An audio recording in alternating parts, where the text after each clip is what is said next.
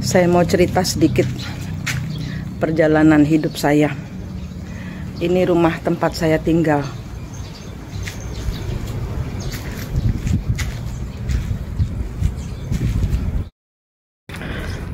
Empat tahun yang lalu, suami saya mengontrak rumah ini. Kemudian meninggalkan saya di rumah ini. Nah, saya kan bingung. Ternyata kemudian COVID. Suami saya pergi meninggalkan saya. Ada kesurupan. Dia kesurupan pergi bersama atau pergi membela orang-orang ketiganya. Saya bilang orang-orang ketiga karena banyak dan ganti-ganti.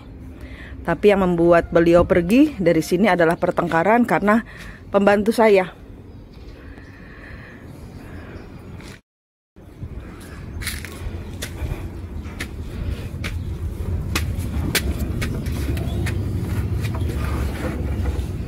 Di rumah inilah saya tinggal.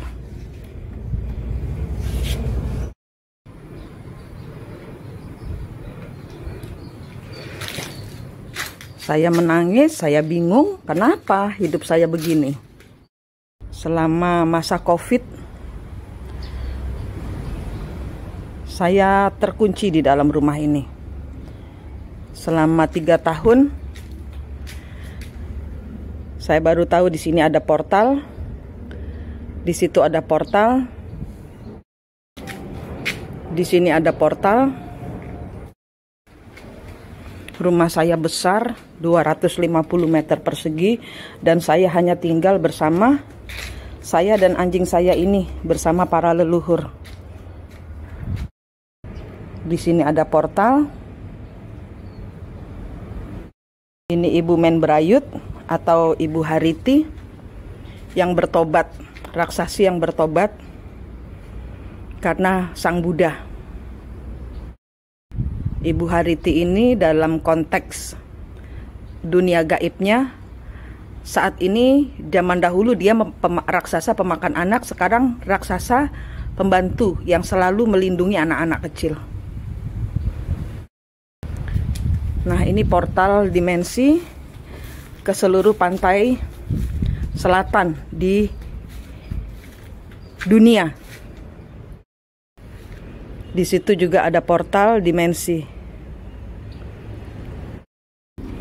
Rumah saya besar, 250 meter persegi. Yang membuat saya terpenjara di rumah ini adalah leluhur suami saya. Ternyata saya pembayaran karma. Ternyata saya pembayaran karma. Bagaimana saya tahu bahwa saya pembayaran karma? Leluhur bercerita. Leluhur bercerita. Jadi di sini pada saat saya dihancurkan kepercayaan saya, hati saya merasa bingung. Saya dinulkan oleh Tuhan dan diajarkan oleh para leluhur. Mereka lah leluhur-leluhur yang memberitahu kenapa kok ada Kuwera dan Kurawa beda. Leluhur Kuwera dan leluhur Ibu Hariti di rumah ini. Ya karena di sini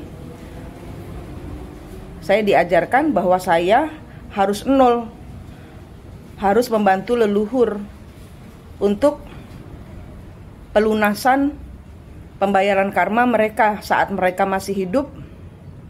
Ada hal-hal yang belum selesai, di mana Anda yang terkena siklus cinta twin flame, di mana Anda dihadirkan oleh orang tua yang mungkin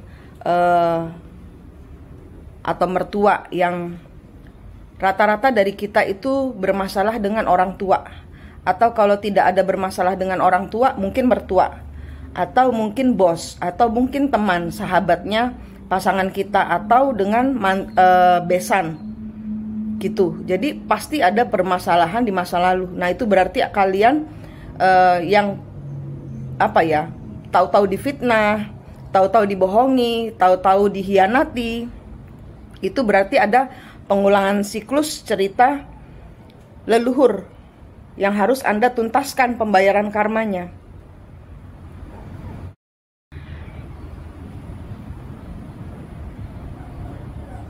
Pembayaran karma saya adalah pembayaran karma tadinya cuman sedikit, tapi kesini makin banyak.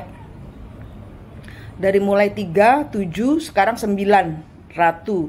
Sekarang 11 ratu. 11 ratu itu saya pembayaran karma. Yang zaman dahulu mungkin ngambil upeti dari rakyat terlalu banyak, yang zaman dahulu untuk mementingkan kekuasaan mereka menghalalkan segala cara, pembayaran karmanya saya bantu, yaitu dengan cara bersedekah cahaya. Bersedekah cahaya itu pun ilmunya datang dari Tuhan, caranya untuk saya diajarin. Nah, apa yang saya ajarkan ini adalah Tuhan yang ajarkan. Tuhan yang ajarkan. Saya awalnya perjalanan saya ini panjang sekali ya. Suami saya pertama meninggalkan saya di Bali. Suami saya kedua 5 tahun kemudian menikah, 5 tahun kemudian suami saya meninggalkan saya di rumah ini. Ini sudah tahun ketiga. Tahun keempat. Pernikahan saya tahun keempat. Saya tidak bercerai, saya hanya disuruh oleh leluhur untuk memutus energi. Gitu. Jadi penyelesaian pembayaran karma saya kepada leluhur suami saya. Suami saya orang bule. Kenapa kok bisa bule ikut di dalam ranah leluhur? Ya karena zaman dahulu ada masa penjajahan kan. Gitu. Jadi di belakang suami saya pun ada banyak, ada Raffles. Pengulangan ceritanya Raffles, ada matahari yang spionase Jerman, ada Hitler, ada yang bermasalah dengan Encik Gum. Di sini adalah lingkungan Gumice di Bali. Di Bali ini saya berada di lingkungan area pantai Gumice.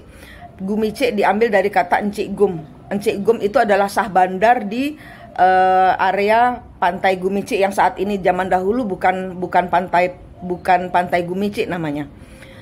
Nah, kemudian Pabean ya nama. Oh ya, katanya saya dengar zaman dahulu Pabean itu sampai dengan Gumice. Sekarang sudah dipisah, pantai Pabean sebelah sana, pantai Gumice sebelah sini. Itu leluhur yang cerita. Jadi ada banyak story-story yang tidak diceritakan di Google. Itu kita bisa dapatkan pada saat kita nol. Kita ketemu kembar jiwa kita ketemu sejatinya diri kita. Kita diarahkan berjalan bersama cahaya Tuhan.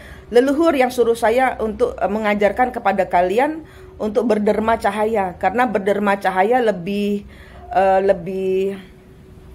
mereka butuhkan daripada pembayaran karmanya lebih cepat daripada bersedekah uang. Karena cahaya itu adalah hatimu. Nah, kalian orang-orang yang bersedekah cahaya itu lebih diterima sedekahnya, lebih cepat pembayaran karmanya, lunasnya. Jadi mau cerita apapun juga saya ada. Dalam kehidupan saya ada. Bermasalah dengan orang tua, caranya bagaimana menyelesaikannya, saya pernah melakukannya. Bermasalah dengan mertua, bermasalah dengan tetangga, bermasalah dengan kakak atau adik, bermasalah dengan hutang, bermasalah dengan pasangan, bermasalah dengan mertua, bermasalah dengan bos, menjadi orang pertama, menjadi orang ketiga, menjadi orang ketiga, menjadi orang pertama, menjadi selingkuhan. Saya pernah melakukannya semua. Jadi ibarat kata saya ini bangsat yang bertobat. Jadi ilmu-ilmu bangsat saya dan bagaimana saya bertobat, inilah yang harus saya berikan kepada semua gitu. Kunci dari semuanya ini adalah engkau sudah lelah dulu. Kalau Anda belum lelah, kalau kalian hanya ingin ketemu kembar jiwa supaya ini cepat selesai, nggak bisa. Anda belum nol. Anda tidak akan bisa paham kalau Anda belum nol, Anda belum bisa memahami siklus leluhur. Karena setiap naik level, beda level, naik pula level setannya. Level tingkatan tesnya beda juga. Semuanya itu demi apa? Semuanya itu demi Anda bisa menghandle energi buto. Buto itu apa? Hitam. Menghandle energi hitam di dalam diri Anda. Kemarahan, kecewa, penderitaan, mau balas dendam. Anda handle itu semua dulu. Pencapaian dari semua ini adalah Anda bersatu dengan cahaya Tuhan, menghandle dunia bawah dan dunia atas. Dunia bawah adalah dunia hitam. Kita handle dengan kasih sayang. Seperti seorang ibu kepada anak. Menghandle dunia atas untuk kita selalu pegangan Tuhan Allah yang Maha Cahaya. Perjalanan jiwa ini saya didampingi oleh Dewa Krishna, Dewa Siwa, Tuhan Yesus, Nabi Isa, Sung Hyang Suci, Buddha, Siddhartha Buddha Gautama. Saya tahu masalah-masalah mereka, peperangan-peperangan mereka. Mereka sendiri yang menceritakan, leluhur sendiri yang terlibat masalah dengan Siwa, dengan Krishna, dengan Dewa Wisnu, dengan Tuhan Yesus. Bagaimana Tuhan Yesus dilecehkan oleh setan. Bagaimana Tuhan Yesus menghandle setan. Bagaimana para dewa menghandle energi level bawah. Itu diajarkan semua. Itu yang harus saya gelontorkan ilmunya kepada kalian. Leluhur nggak bisa ditawar. Kalau sudah itu, ya itu. Nggak bisa kita, Manik kamu sekarang ikut ke Besakih misalnya gitu. Ntar Tuhan, saya masih ada kerjaan. Nggak bisa. Kerjaan kamu pasti dibatalkan. Tuhan dulu, leluhur dulu. Karena perjalanan leluhur itu melevel upkan leluhur. Jadi leluhur ada di dimensi 5. Dimensi pertama itu, dimensi 1 itu kuasa kegelapan. Dimensi kedua itu sortir-sortiran. Jadi ada tempat penantian. Dimensi ketiga manusia. Dimensi keempat suwung. Anda dan diri Anda sendiri, tempat Anda merenung. Dimensi kelima leluhur. Dimensi keenam suwungnya Anda bersama leluhur. Dimensi ketujuh Anda sudah bisa berkolaborasi dengan leluhur. Rata-rata dari dimensi 5, 6, 7 orang-orang jatuh lagi.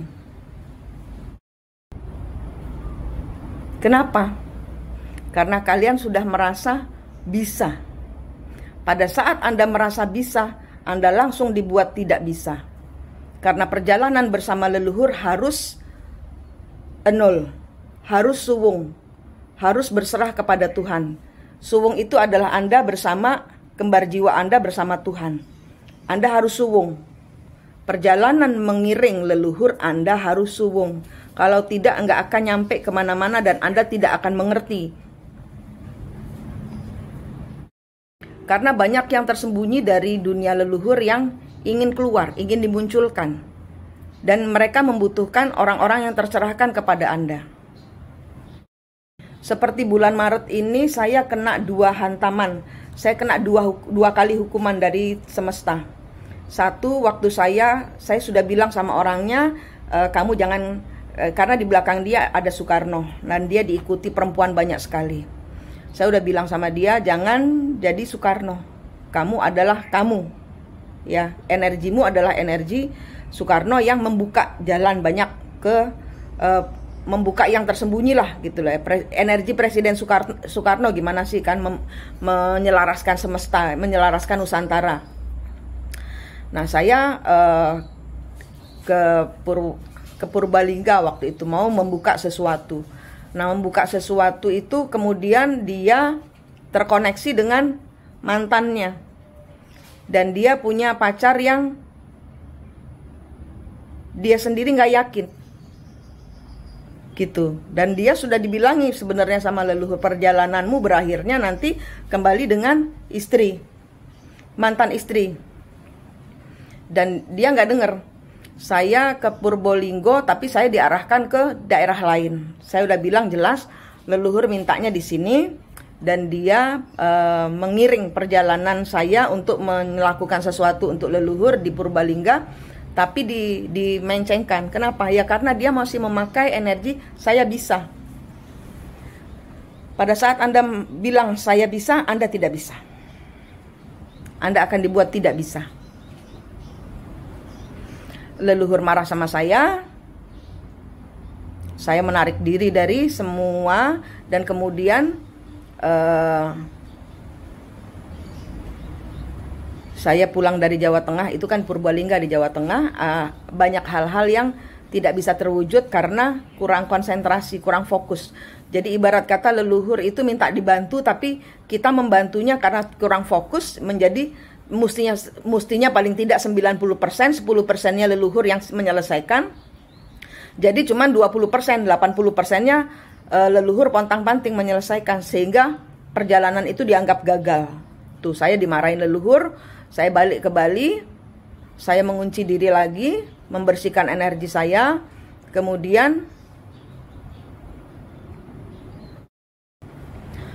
saya dihukum kedua kali pada saat ada orang yang mungkin orang ini susah untuk omong halus ke orang tua, karena mungkin bagaimana ya, di kesehariannya dia itu mungkin begini sudah halus, tapi buat leluhur kurang halus, tidak sopan dianggap gitu. Terus kemudian sebenarnya orang ini baik, cuman belum nol. Jadi kesulitan kita nggak bisa menyelesaikan tugas leluhur apa? Kita nggak nol. Kita masih merasa saya bisa. Oh, saya bisa gampang, di belakang saya tinggi hati. Satu, tinggi hati, sombong, merasa bisa, merasa mampu, merasa kuat, merasa nol, suwung. Pada saat engkau mengiring perjalanan leluhur, Anda harus suwung. Anda tidak boleh punya kasta, Anda tidak boleh punya jabatan. Suwung itu begitu. Tinggalkan kasta Anda. Di dalam perjalanan jiwa tidak ada kasta. Di dalam perjalanan jiwa tidak ada Anda itu pendeta atau presiden atau pejabat atau bos atau pembantu. Tidak ada. Perjalanan jiwa itu sama. Saya penjahat, saya pembantu, saya cleaning service, saya orang miskin. Di depan Tuhan, di dalam suwung kita sama. Jiwa. Sebuah jiwa yang harus tercerahkan, yang harus memegang cahaya, yang cahayanya harus Anda aktivasi. Ya, jadi proses suwung itu adalah proses pengaktifasian cahaya di dalam hati Anda. Anda harus suwung. Suwung itu nggak boleh bawa bekal apa-apa. Hanya Anda dengan diri Anda sendiri. Tidak peduli Anda itu sedang haid, sedang sakit, Anda mau sambil tidur, yang penting jiwa Anda tetap kepada Tuhan, tetap kepada Allah yang Maha Cahaya. Itu sudah bisa, yang penting hati. Tidak peduli Anda belum mandi atau enggak, itu luar. Jiwa itu jiwa. Jiwa itu di dalam hati. Ya. Jadi suwungkan dirimu, penyatuan dirimu dengan kembar jiwamu. Twin flame itu adalah hatimu. Orang-orang yang membawa masalah dalam kehidupanmu, mereka adalah pasangan twin flame-mu. Ya, bisa pasangan, bisa anak, bisa pembantu, bisa bos, bisa tetangga, bisa ibu Anda, bisa mertua Anda.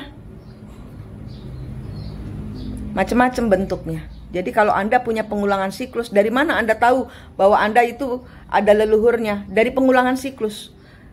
Anda kecil suka susah. Contoh, Gajah Mada.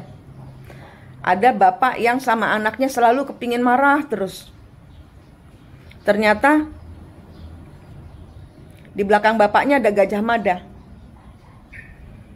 Tapi bukan karena bapak itu ada Gajah Madanya, tapi Gajah Mada balas dendam. Minta diselesaikan. Pada saat Gajah Mada hidup, beliau tidak mendapatkan kasih sayang ayahnya. Jadi selesaikan urusan leluhur. Jadi saya suruh bapak itu, dan bapak ini di dadanya ada bunga. Leluhurnya pun ada bunga. Nah itu turun-temurun. Kenapa? Ternyata bunga itu kan apa? Sakit. Tanda dari leluhur. Itu yang harus disembuhkan.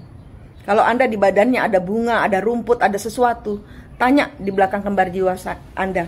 Anda leluhur saya bukan. Apa kesalahan leluhur saya? Caranya dengan bertemu kembar jiwa Anda dulu. Di belakang kembar jiwa itulah pintunya leluhur. Leluhur Anda ada, mungkin di belakang Anda, mungkin di belakang, atau mungkin bisa juga melihat saya. Coba bayangkan melihat saya, kemudian pejamkan mata, lihat di belakang saya ada siapa. Itu adalah leluhurmu. Gitu. Ya. Jadi perjalanan setiap orang itu berbeda-beda. Banyak orang tanya, kok cerita hidup saya dipakai? Ya karena saya sudah mengalami semuanya. Apapun masalah Anda, saya pernah melaluinya. Apapun masalah Anda, saya pernah melaluinya. Jadi saya punya 1001 jawaban yang bisa membantu Anda untuk keluar dari siklus. Itulah saya, pembayaran karma leluhur saya kepada semesta. Ya, jangan mengulang siklus leluhur. Jangan rebutan pasangan. Perjalanan sesungguhnya adalah Anda bersama Tuhan. Ya, kalau Anda sudah paham artinya perjalanan jiwa, yang namanya uang, yang namanya kebutuhan, Anda hanya memandang sebelah mata saja, dan itu semua akan terwujud, dipulihkan kehidupanmu, dipulihkan rezekimu. Ya. Dikembalikan apa yang hilang. Itu perjalanan leluhur yang harus Anda selesaikan. Jadi pesan saya, temukan kembar jiwa Anda, temukan leluhur, lepaskan rantai. Caranya ada di playlist Twin Flame. Ada tentang meditasi kembar jiwa, meditasi mental break, ya, hancur hati. Kemudian ada cara mencari kembar jiwa dan leluhur. Itu banyak sekali. Tapi apapun yang bisa Anda lakukan, Anda tidak bisa minta bantuan orang lain. Saya bisa memandu Anda, tapi untuk leluhur hanya Anda yang punya leluhur, yang bisa menjembatani Anda dengan leluhur Anda. Saya hanya bisa memandu Anda, tapi tetap Anda yang harus ketemu sendiri. Karena perjalanan Anda itu memutus banyak sekali. Anda, ibu Anda, pasangan Anda, anak Anda, tetangga Anda, bos Anda, itu semua yang bermasalah dengan Anda itu nanti akan Anda cerahkan semua. Ya, perjalananmu tidak sendiri. Ya, banyak dari orang di Bali, saya di Bali ya. Di Bali sini banyak yang datang, ada ustadz juga datang, ada pendeta juga datang. Tapi mereka, mohon maaf, bukan saya mau merendahkan, tapi jiwa itu tidak ada kasta, jiwa itu tidak ada jabatan. Anda datang kepada saya, minta bantuan saya, Anda sebagai orang yang mencari jati dirinya, mencari leluhurnya. Sisanya tidak boleh ada kebanggaan sedikit pun. Kalau tidak akan bisa berhasil. Kalau Anda merasa bisa, maka Anda tidak akan bisa. Perjalanan kalau bersama leluhur harus suwung. Anda, diri Anda sendiri, dan cahaya Tuhan. Baru Anda paham apa arti leluhur. Enggak cuma sekedar kasih pesan-pesan apa, enggak. Ya, dan biasanya orang-orang yang kena energi leluhur hidupnya menderita. Kenapa? Ya karena mereka harus menghadapi pertengkaran leluhur. Ya, portal-portal ini terbuka bukan karena saya. Portal-portal di rumah saya ini terbuka bukan karena energi saya. Mereka terbuka sendiri. Dari situ ada yang muncul mengajarkan kepada saya. Di rumah saya ada 1, 2, 3, 4, 5, 6, 7. Ada 7 portal. Ya. Di portal sana dekat pohon ini. Nah, di sini ada Syekh Subakir ya. Waktu di awal, mungkin yang punya mata ketiga, yang indigo mungkin masih bisa lihat. Ya, indigo juga harus ketemu kembar jiwanya. Kenapa? Biar paham apa maksud Tuhan kasih kamu indigo. Ya, perjalanan Tuhan itu tidak bisa apa yang sudah diberikan Tuhan itu ada maksudnya. Ya, jadi di situ ada Syekh Subakir merenung, menunduk. Dan di situ juga datang dan pergi ada Semar. Nah, dari peristiwa Syekh Subakir ya ada di situ. Ada gerbang Turgo. Ini sambungan gerbang Turgonya yang di Semeru. Pintu Turgo. Itu di sini ada, dari sinilah saya tahu. Oh, Syekh Subakir ini terhadap Semar zaman lalu ada perjanjian. Dan perjanjiannya itu dilanggar oleh Syekh Subakir. Dan ini sudah waktunya penggenapan untuk dikembalikan kepada pemilik asli. Sehingga orang-orang yang mengikuti aliran Syekh Subakir kalau tidak menyesuaikan dengan ajaran dari leluhur, mereka yang akan kesapu bersih. Mereka akan dikeluarkan. Ya, itu bukan saya ramalan, itu katanya para leluhur. Ya, jadi kalau kalian masih mengikuti belum ajaran Budi, Anda akan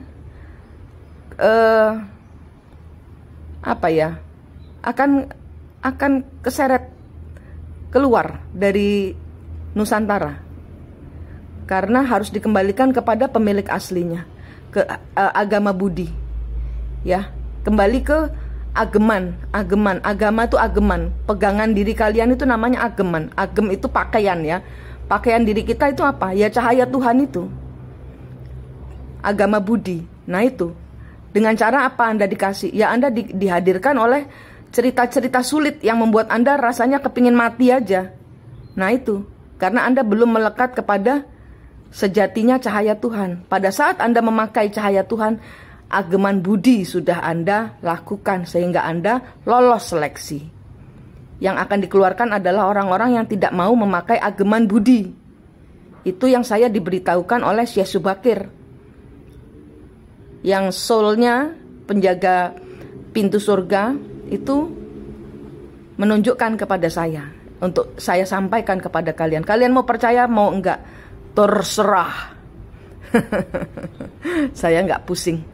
Oke, kembali ke ageman dirimu, ke luhuran budi. Ini sudah waktunya tanah Nusantara dikembalikan kepada pemilik aslinya. Yang numpang akan segera ditendang keluar. Ditendang loh. Jangan sampai kalian menjadi salah satu yang ditendang. Oke, terima kasih.